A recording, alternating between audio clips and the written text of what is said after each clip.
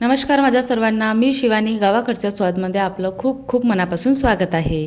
तर आज मी तुमच्यासोबत शेअर करत आहे क्रिस्पी स्नॅक्सची रेसिपी, जे लहानापासून मोठ्यांनासुद्धा आवडेल आणि समोसा कचोरीसुद्धा याच्यासमोर फेल होऊन जाईल. आणि समोसा म्हटलं किंवा कचोरी म्हटलं याला बनवायला खूप जास्त वेळ लागते. बट हे स्नॅक्सचे बनवायला ना बिलकुल वेळ जास्त लागत नाही. झटपट बनणारा आहे. कधी पण केव्हा पण खातो म्हटलं ना तरी पटकन बनेल. चला तर सुरू करूया आजची रेसिपी. त्यासाठी काय करायचं, 1 कप गव्हाचं पीठ घ्यायचं, त्यामध्ये थोडंसं चवीनुसार मीठ टाकायचं आणि 1 ते 2 चम्मचच्या जवळपास तेल टाकायचं. नंतर हे आपल्याला मिक्स करून घ्यायचं आहे व थोडं थोडं करून पाणी टाकून यामध्ये डो तयार करून घ्यायचा आहे.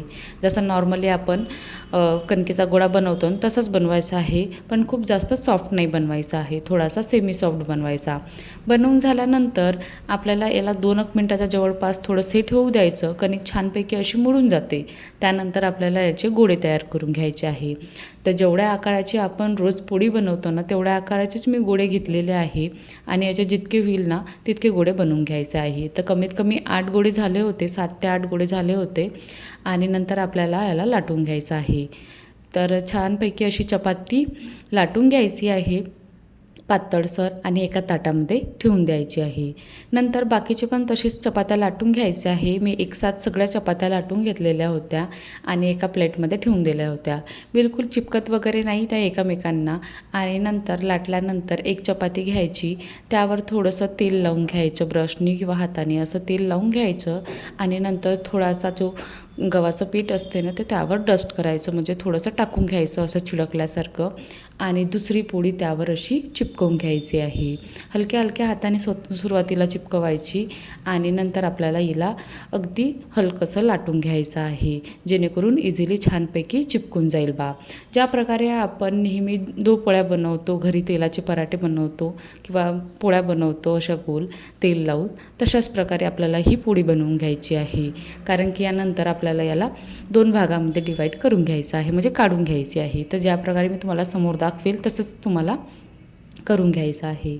पोळी लाटल्यानंतर गरम केलेल्या तव्यावर आपल्याला याला शेकून घ्यायचे आहे, पण पूर्णपणे याला शेकायची नाही आहे, थोडीशी अधरकच्ची राहील बा इतपत आपल्याला शेकून घ्यायची आहे. तर एका साईडने शेकली की दुसऱ्या साईडने पण हलकीशी थोडीशी शेकून घ्यायची, अलटवत पलटवत हलकीशी, म्हणजे बरोबर सेट होईल इतपतच. तुम्हाला दाखवते मी आणखी की कशाप्रकारे मी बाकीच्या पण पोळ्या करून घेतलेल्या आहे.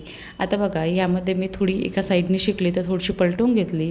नंतर दुसऱ्या साईडने सुद्धा आपल्याला हिला हलकीशी शेकून घ्यायची आहे आणि अशाच प्रकारे आपल्याला दोन्ही साईडने अगदी अधरकच्ची शेकल्यासारखी शेकायची आहे. आपण नॉर्मली ज्या पोळ्या शेकतो ना त्या छानपैकी अशा टम्म फुगेपर्यंत शेकतो, बट यामध्ये आपल्याला तेवढ्या टम्म फुगतपर्यंत पोळ्या नाही शेकून घ्यायच्या आहे, हलक्याशा शेकून घ्यायच्या आहे. तर अशा प्रकारे मी बाकीच्या पण पोळ्या शेकून घेतल्या आणि आत्ता थोड्या थंड झालं की आपल्याला याला 2 भाग जे चिपकवल्या होत्या पोळ्या त्या इझिली अशा बघा निघत आहे, तर तशाच आपल्याला काढून घ्यायच्या आहे. तर दोन्ही पोळ्या छानपैकी अशा निघत आहे, तर याला काढून घेतल्या आम्ही सगळ्या आणि नंतर आपल्याला याला कापून घ्यायचं आहे. तर मी यामध्ये 4 पोळ्या घेतल्या आहे आणि याला पिझ्झा कटरने किंवा चाकूने असं जे एजेस असते साईडचे ते कट करून घ्यायचे आणि जेवढ्या प्रमाणामध्ये शीट तयार करायची आहे आपल्याला स्क्वेअर शेपमध्ये, हलकीशी लांबट असे सिलेंड्रिकल, तशा प्रकारे याला मी कट करून घेतलेलं आहे. बघा, अशा शीट तयार करून घ्यायचं आहे, कापून घ्यायचं आहे. पतल्या अशा छानपैकी अशा दिसत आहे. तुम्ही याला स्टोर करून सुद्धा ठेवू शकता. छानपैकी असं रॅप करून घ्यायचं आणि फ्रीजमध्ये वगैरे ठेवून द्यायचं. पण मला काही आवश्यकता पडली नाही, तर सगळ्या मी बनवून घेतलेल्या होत्या. नंतर शीट तयार करून झाल्यानंतर यामध्ये मी काही व्हेजेस घेतलेले आहे. तुम्ही तुमच्या आवडीनुसार कमी जास्त करू शकता.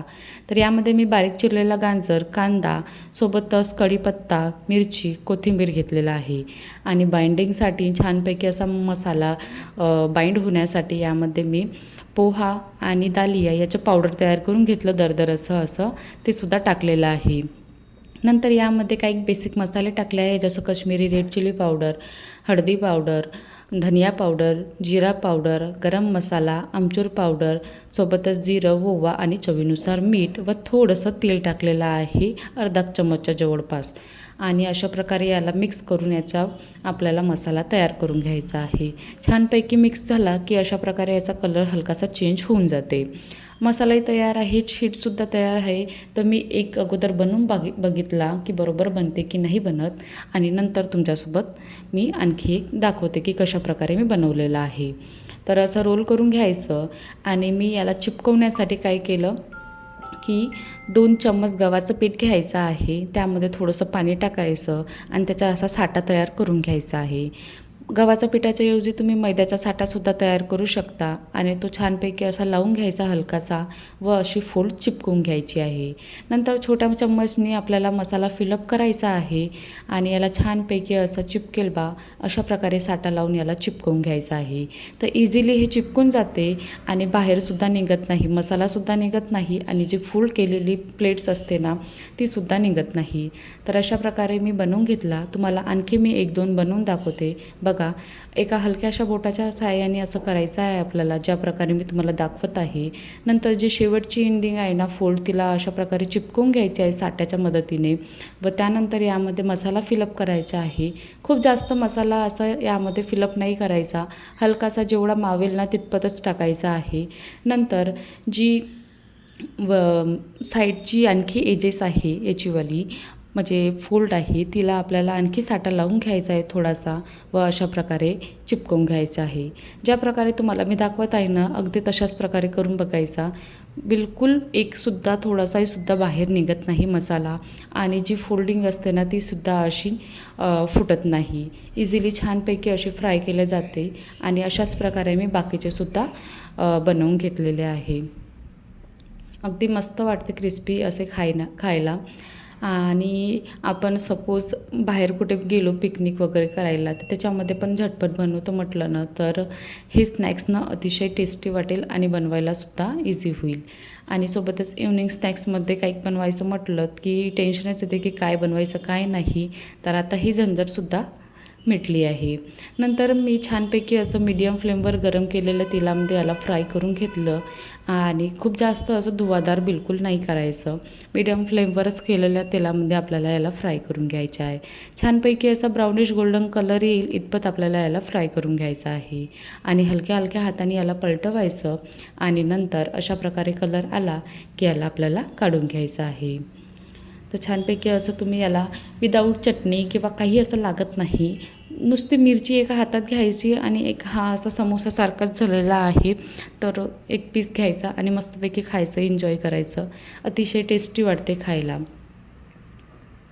आणि मेन म्हणजे तर आपल्या घरी काही ह्या ज्या बनवलेल्या ज्याही इन्ग्रेडियंट लागलेले आहे, जेही साहित्य लागले आहे ते आपल्या घरी इझिली अवेलेबल असते आणि कधी पण केव्हा पण बनवतो म्हटलं ना तर झटपट बनवता येईल बा असा हा पदार्थ आहे. तर तुम्हाला आवडेल ना तर एकदा तरी तुम्ही समोसा, कचोरी आणखी अदर काही रेसिपी बनवण्यापेक्षा हे एकदा स्नॅक्स तुम्ही बनवून बघाल. अतिशय मुलांना आवडेल आणि तुम्हालासुद्धा आवडेल असं आहे. तर छानपैकी मी हे सगळे फ्राय करून घेतलं मस्तपैकी आणि नंतर त्यावर थोडंसं मसाला टाकून घ्यायचा, चाट मसाला वगैरे आणि थोडंसं पेरी पेरी मसाला असेल तो सुद्धा टाकायचा. मस्त वाटते खायला अतिशय. आणि असं नाही की आहे की गव्हाचा पिठाचा आहे तर थोडंसं चांबटसर होईल बा असं बिलकुल नाही आहे. अगदी क्रिस्पी बनते. तुम्हाला मी तोडूनसुद्धा दाखवते तर बघू शकता किती छानपैकी असा क्रिस्पीनेस आहे यामध्ये. तर अशा प्रकारे ही रेसिपी तयार झालेली आहे.